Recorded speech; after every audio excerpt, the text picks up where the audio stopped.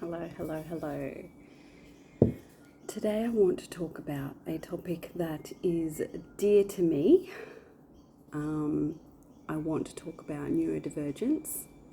And I say neurodivergence because I have been diagnosed with ADHD. I have not been diagnosed with ASD. However, I do suspect that I have some ASD traits. And I want to talk to those of us who somewhat fall in the cracks. Those of us who... Oh! Cat, come here. Oh, he doesn't want to come. I want to talk to those of us who fall in the cracks. And those of us are, maybe we can't afford to go and get diagnosed. So but we know we've got certain traits and we therefore self-diagnose. Or those of us who have already paid money for one diagnosis and possibly can't afford to get any further diagnoses. That's the position I'm in. Also, for those of us who may not actually have access to professionals who would be able to just have that conversation with you, give you those tests and work out whether you 100% are or are not neurodivergent. Those of us that fall in the cracks, we tend to know. We know we're a bit different.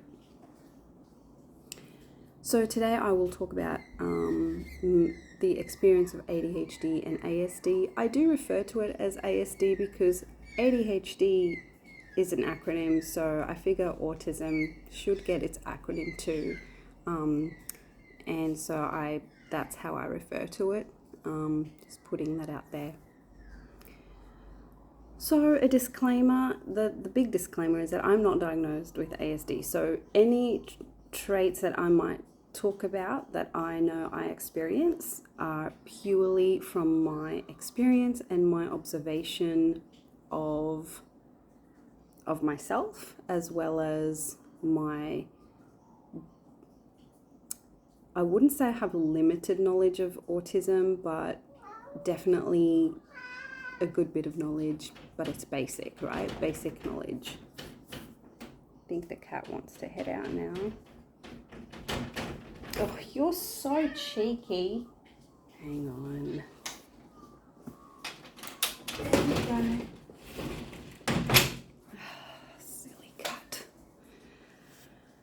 Okay, so I think my whole point of sharing this in this video is that those of us that fall in the cracks,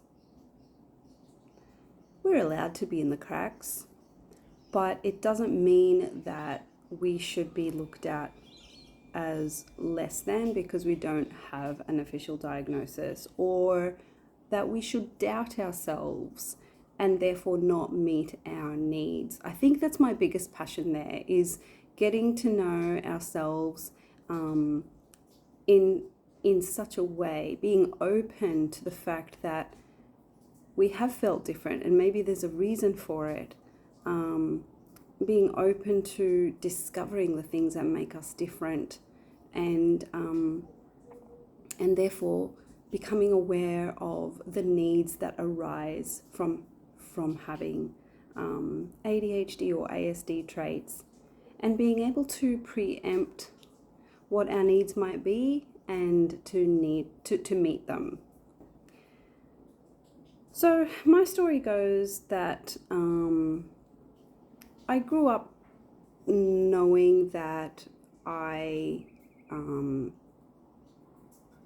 was a little bit different, but it was easy to put that down to many things, like in the school system. It was so easy to put it down to the fact that, well, maybe I was just a nerd. And then the other thing was that I'm South American, growing up in Australia. So it was really easy to be, well, of course I'm different. I'm South American. I grew up in a part of Australia where there aren't many other South Americans. It's a very, very small community, and my parents just didn't join that community. We went to a Spanish speaking church for a few years during my tween years, and then we left and we moved to an English speaking church. And I basically grew up mostly very much, aside from South American influence at home, which kind of wasn't much because my parents didn't really stick to traditions either. I was mostly in Western circles and had mostly white friends. Like that was how I grew up. So it was really easy to go, well, of course I'm different because I'm South American and I have a different influence behind me. And then throughout my uni years and my working years in my 20s, I often felt, I guess, a bit bemused by who I seemed to be and I was always self-searching. I think that might be a big thing with us ADHDers, is that we're always trying to be better, we're always trying to improve, and we're always trying to work out, well, why do I do this to myself? Why do I self-sabotage so much? Why am I always running late? Why do I forget stuff? So we're always self-searching, right? And in those thoughts that I had and ponderings about myself, I've always kept a journal, so I would write about myself. I always remember thinking to myself that I seemed to have very opposite traits. I was the fun party girl that couldn't stop talking and loved to dance all through the night and didn't need a single drop of anything to do so. But at the same time, I was very kind of logical and organized, and I loved my quiet alone time, and always had sort of just one or two very few close friends on the other side of, I guess, my spectrum. And then when I was working throughout my 20s, I'd go to work and just completely zone out at the computer into my work and would not really see or hear anybody else around me. And I was pretty proficient at my job. I was pretty proud of that. It was the first time in my life that I felt pretty amazing at actually achieving something. Because before that, my uni degree had taken sweat and tears because ADHD, right? You with ADHD, you have to kind of read and reread a textbook, and you get bored and you get distracted, and studying, as much as you love your studies, which I did, it's hard, right? And you pull all-nighters to get to complete that assignment just because you can, because ADHD.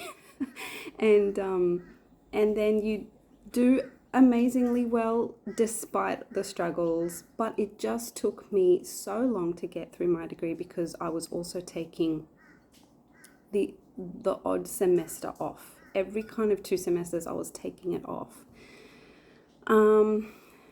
I didn't do that on purpose. That's a whole other story as to why that happened. But it was due to a really dumb mistake. But in the end, taking every second semester off suited, now that I know I have ADHD, it actually really suited my ADHD needs.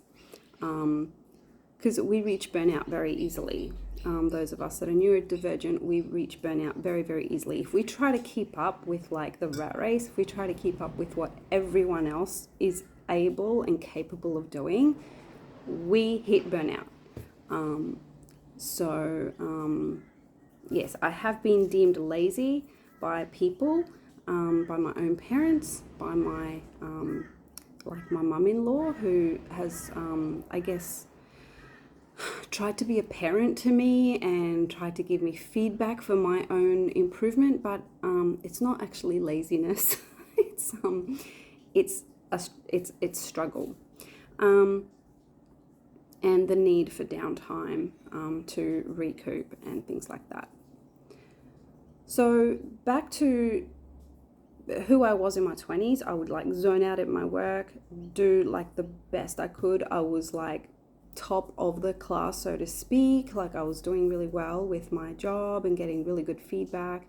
But then I'd go home, I'd drive home for like an hour in the traffic and just blast my music super loud and just zone out.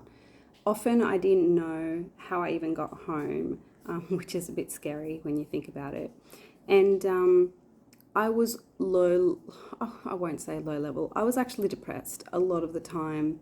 But now I understand it as me having pushed so hard, doing the 9 to 5 thing, when that doesn't suit us neurodivergents. It just doesn't. So then I'd go home and just take off all my clothes and put on like these baggy hippie things and burn some incense and just have a little lamp on and just lay on my couch and just come down. I'd come down from the day. I'd put some chill music on and I would just lay there for like an hour. Because it was too much. Like doing the 9 to 5 thing was just too much. I wasn't just doing the 9 to 5 thing though, I have to say. Being the ADHD person that I am, I took on too much. I decided that I would do a second uni degree, which I was doing part-time after hours, which meant that about 3 times a week I wasn't home. I would go to work and then go straight to class and not get home till like 10 p.m. So those were very, very long days. I did amazingly well. I actually got high distinctions for the first time in my life. So that was pretty amazing. But it came at the cost of nearly the cost of my marriage, actually, because those of us who are neurodivergent, we just can't juggle all the balls. We really can't. It's just not a thing. We either can do one thing and not the other. And it is just the way it is. Again, I speak from my own experience and from knowledge that I have about ADHD. And yet, let's stop here for a moment, because as much as that exhausted me, my job was actually a very routine, process-driven job. Like, I was working in a prestige call center. So what that meant was that I was receiving phone call after phone call after phone call from people who owned prestige cars, and I was a dedicated customer service representative for one brand at a time. I don't really know how your average call center works. I think that they would be answering calls for like a number of like brands and providing kind of general knowledge, whereas the job that I was doing was a little bit more niched, I guess, because I was dealing with issues that needed investigation, which was so much fun. I loved just putting all the clues together and to build a case and to go, right, this is what this client needs and how can we meet this need. It was just really awesome. I loved that job so much. And so doing that such very routine work was so opposite to how I was outside of work. Like outside of work, I was go with the flow, I was messy, I was wearing my hippie clothes, I was checking out the local markets, I was just no plan at all. I hated having a plan. And yet at work, I was so very, very rigid, and my desk was so very neat. I needed to have my stationery in a particular spot, and I didn't like it to be moved, and it needed to be just so. And if, like, I had a boss that was very silly. And he would sometimes come up behind my chair and like shake my chair or like kind of push me in or pull me out because it's a chair on wheels and just be silly. And I think he was trying to break me out of the zone that I was in. But that I get that that's supposed to be fun and maybe even funny, and I can laugh at it now, but deep down I felt so kind of like offended almost. Like I was like, how dare he? Like I'm working here. Like it's just interrupting me. And I now understand that to be that it was just so sudden and spontaneous and a sudden change. And I worked out I don't like that. I don't like it. Even now when my hubby goes, so total example, this happened yesterday. We took our daughter to her first gymnastics comp, which was really exciting. And we have a tradition when she does her gymnastics things, her sort of big open days and things like that, that we have a tradition that we go get ice cream afterwards. And so we all get in the car and we're all ready to go. And he's like, so straight home, huh? And I went, no. Like, and he's just chuckled as he does. And because he's always just teasing me and giving me crap. And he's like, I'm just joking. And I'm like, but it's not a joke. Like, this was our plan, and we're going to go get ice cream. And he's like, I'm just joking. And I was like, sitting there, just seething, going, but it's not funny. Like, and I was looking out the window going, I'm so annoyed. And then I thought, why am I annoyed? Like, it really is a joke. It's such a simple little joke. Like, and then I realized, because I'm becoming so self-aware of my potential ASD traits, that I've gone, I'm just really uncomfortable about there being a change, which isn't a change in the end. And it just, my brain's just kind of done this. So, so that was me at uni and in my 20s, and then I became a mum and was mostly doing the mum thing in my 30s. Now, in my late 30s, a few years ago, I discovered for myself that I potentially had ADHD, and when I did, I burst out crying because I was like, oh my gosh, I feel seen for the first time in my life. Everything makes sense now as to why I've struggled with this or that. And so I went and got the diagnosis, paid lots of money because that's what you got to do. And it took me, I was actually doing really, really well with the testing. Like, it took longer than my psychologist preempted. She said, oh, it should take you about like 6 hours to complete, but I got to 9 hours of testing, and she said, I'm going to stop the testing because I can't keep charging you. You're obviously doing really well, but we have to stop. And so then she went away and had to analyze all the data and write her report, and all of that took her 30 hours. She said it had never taken her so long. But she said it was difficult to diagnose me because of how well I had done under the testing conditions, which is just sit down at a desk, very rigid, paper in front of you, fill out the it's like school tests, very quiet environment. And so she saw that I actually thrived with the, I guess, the level of concentration that's required, the level of focus that's required, which your typical ADHD person probably can't. But that's actually one of the things that made it really hard for her to diagnose me. And in the end, she was able to, she said, but there were other factors that were coming up that, you are clearly ADHD. So she's given me the diagnosis. And that actually stayed with me. I thought, how come it's so hard? Because there was a part of me that went, am I really ADHD? And she just kind of had to give me the diagnosis because I'm paying them, because I was paying big money.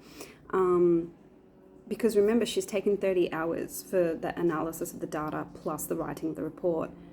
She said she couldn't for the life of her charge me the 30 hours. She only charged me something like for 5 hours. So she, from her point of view, she severely undercharged me. From my point of view, I paid something like $5,000. That is a lot of money, in my opinion. And also, I kind of used my last bit of savings at the time. So I feel that I paid good money. So, and she also felt that she couldn't charge me anymore. So I kind of wondered at first, do I even have ADHD? Like, is her report even legit? But I had to read that report like a few times to go, no, I really am. Like, it is clearly here. Like, all the things I struggle with, all the things I'm actually near genius at, because that's another thing with neurodivergence, is that you're going to have areas in life that you actually like that you actually really excel in. And so that was kind of cool, because I kind of grew up thinking that I was really super dumb, but like so I could see, and then a few years after that, so maybe in the last year or so, I've actually come to the conclusion that I also hold some ASD traits. This has come about from not only me still being intrigued by how the testing for ADHD went and the diagnosis for ADHD and what my psychologist said, but also knowing that I had always said, even in my youth, I always said, oh, I have two minds. I've always said that to people. I'm like, me, I'm a bit weird. I like have two brains, or I have two minds.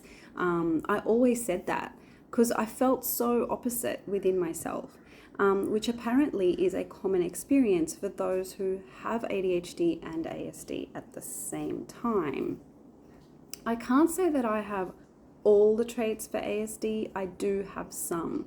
And the way that came about, my awareness of that, was thanks to the YouTubers out there who are on the autism spectrum and sharing their experiences. And now most recently there's a new phenomenon of being of the discovery of the fact that there are actually lots of ADHD people that have ASD traits, or the other way around, ASD people that have ADHD traits, or ADHDs, or maybe a perfect mix of both. Like, there's actually like an overlap of the two neurodivergent brains, which is really, really interesting. And so I keep watching those kinds of videos and going, I actually relate a fair bit to these. And even when I took a quiz online for ASD, I would have come up with like not a lot, like it came up with about 60%. So the thing is, why am I sharing this? Because I'm not in a position to go and pay for a diagnosis. And you might not be either. But if you've got enough information to, like I do, to say, well, I think this is who I am, just own it. Own it, because that is the best thing we can do for ourselves.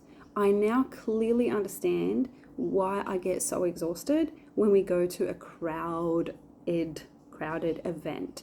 The other night, we decided to go to a food festival, and I was kind of dreading it, but decided to just give it a go. I've never liked crowded spaces, and now I know why. And so we were there. I was enjoying it as much as I could, but eventually, about at the 2-hour mark, I went, okay, I've had enough. I need to go for a walk. And once upon a time, I would have just pushed through that. I would have gone, oh, I've had enough. I wish I could go home. I wish I'd go to a quieter place. I'm done with the noise. I'm done with the visual overwhelm. And I would have just become absolutely miserable and stressed and not done myself any favors. Whereas now I clearly understand where that kind of thing comes from. And it's so refreshing. It's so refreshing. And I highly, highly encourage you, if you're in that position, just own it. Don't worry about what other people say. You know who you are. You know that you've always felt a bit different.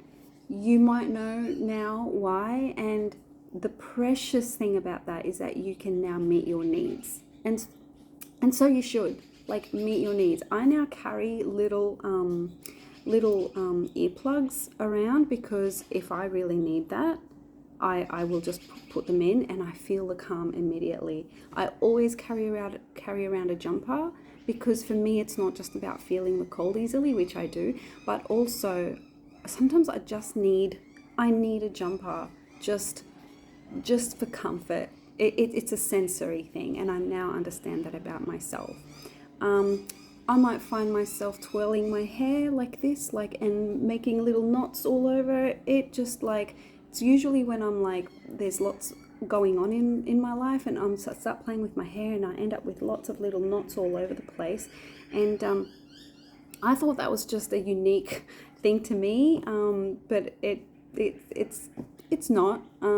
It's a form of stimming, like when we're sort of a bit highly, I guess, under high stress. I'll find myself doing that, and not even notice that I'm doing it until I'm like halfway through and I've got like a couple of knots in my hair already. Like, not knots, they're like little buns.